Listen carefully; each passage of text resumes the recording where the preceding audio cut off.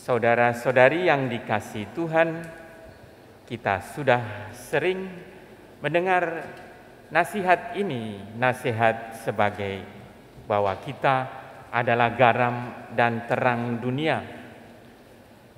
Sebenarnya kalau melihat tata bahasa, ini bukan nasihat. Kalau Tuhan Yesus mengatakan, kamu adalah garam dunia, kamu adalah terang dunia, ini kalimat indikatif atau deklaratif. Jadi suatu pernyataan bahwa kita, murid-murid Tuhan Yesus, adalah garam dan terang dunia. Apa artinya? Baiklah kita melihat dalam konteks yang lebih luas dari khotbah di bukit. Kita mendengar dari bagian pertama tadi, dalam khotbah di bukit, Yesus bersabda kepada murid-muridnya. Jadi ajaran tentang terang dan garam dunia adalah bagian dari khotbah di bukit yang kita mulai dengarkan pekan lalu dalam sabda bahagia. Dan kita mengingat sabda bahagia itu, berbahagialah orang yang. Jadi bahagia bukan tujuan, atau bahagia bukan tujuan, bahagia adalah side effect atau buah dari sesuatu yang lain. Memang setiap orang, kita, saya sendiri juga rindu atau ingin untuk bahagia. Ada papan di pasturan di atas itu, di dekat kamar mandi bersama tulisan jangan lupa bahagia.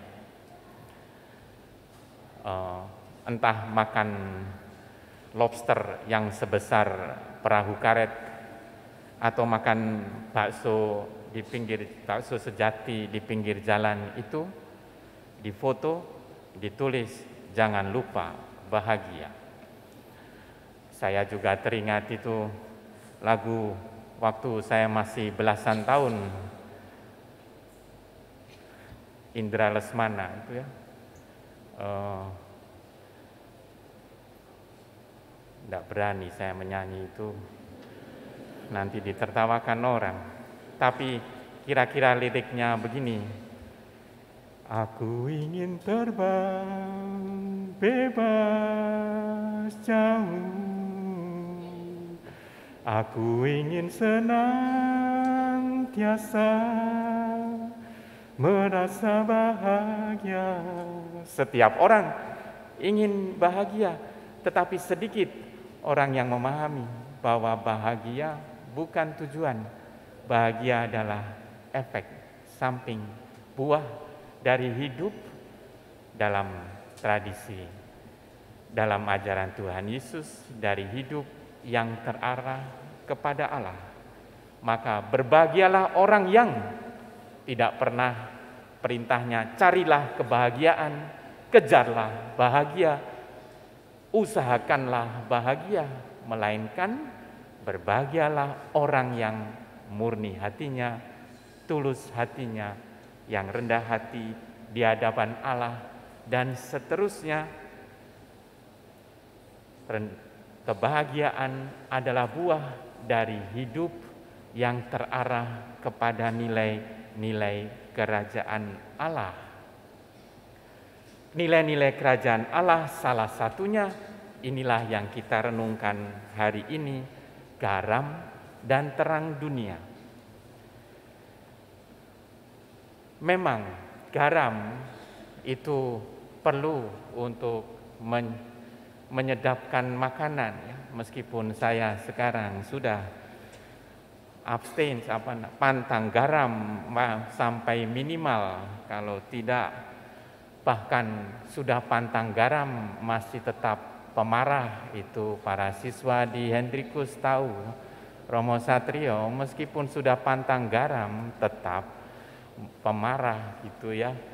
Apalagi kalau kebanyakan garam cenut-cenut di kepala. Tetapi yang dimaksudkan Tuhan Yesus, saya kira lebih dari sekedar penyedap rasa. Garam itu adalah juga obat semua, obat dalam yang kimiawi itu dalam bentuk garam, hanya sedikit saja yang asam, apalagi basa. Nah, pada umumnya berupa garam karena mempunyai khasiat untuk menyembuhkan, untuk membebaskan, dan tidak perlu banyak, sedikit saja. Salah satu hal yang penting adalah garam harus larut, harus hancur untuk dapat memberi warna memberi rasa, memberi kesembuhan bagi di mana dia ditempatkan. Demikian juga terang pada waktunya akan habis, tetapi tidak peduli. Yang penting selama dia hidup, dia memberi terang. Dan itu artinya kita diundang untuk berani, dalam bahasa Mother Teresa, mencintai hingga terluka untuk berkorban. Terang menjadi terang dan garam dunia. Dari bacaan pertama diungkapkan dengan sangat jelas, aku menghendaki supaya engkau membagi-bagikan makananmu kepada orang yang lapar, dan menerima dalam rumahmu orang-orang miskin yang tak punya rumah. Dan apabila engkau melihat orang yang kekurangan pakaian, haruslah engkau memberi dia pakaian, dan jangan menyembunyikan diri terhadap saudaramu sendiri. Menjadi garam dan terang dunia mengundang kita untuk keluar dari diri sendiri, memberikan diri kepada orang lain. Sekali lagi, dalam bahasa Ibu Teresa ini, mencintai hingga terluka. Anda harus memberi apa yang akan meminta sesuatu dari diri Anda. Maka ini tidak hanya memberikan apa yang tanpanya Anda bisa hidup, tetapi memberikan apa yang bisa membuat Anda tidak bisa hidup tanpanya. Saya ulangi bagian ini ya. Maka ini tidak hanya memberikan apa yang tanpanya Anda bisa hidup, tetapi memberikan apa yang bisa membuat Anda tidak bisa hidup tanpanya. Atau dengan kata lain, memberikan sesuatu yang sungguh-sungguh menjadi milik kesayangan Anda.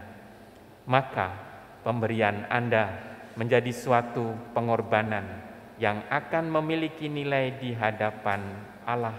Suatu pengorbanan hanya berguna dan berarti jika mengalir keluar dari cinta. Saya menutup dengan kisah ini, masih dari Bunda Teresa, sudah berkali-kali kita dengar. Baru-baru ini sepasang muda menikah di sini, di tempat karya Bunda Teresa di Calcutta. Mereka memutuskan untuk melakukan perkawinan mereka dengan cara yang sederhana. Si pengantin wanita mengenakan gaun katun biasa, dan di situ hanya hadir kedua orang tua mereka. Dan mereka memberikan pada kami, pada misionaris cinta kasih dari Bunda Teresa itu, semua uang yang telah mereka tabung, yang sebenarnya untuk pesta perkawinan. Mereka membagikan cinta mereka dengan orang-orang miskin. Sesuatu seperti ini terjadi setiap hari. Dengan menjadikan diri kita sendiri miskin, dengan mencintai hingga terluka, kita menjadi mampu untuk mencintai secara lebih dalam, lebih indah, lebih menyeluruh. Amin.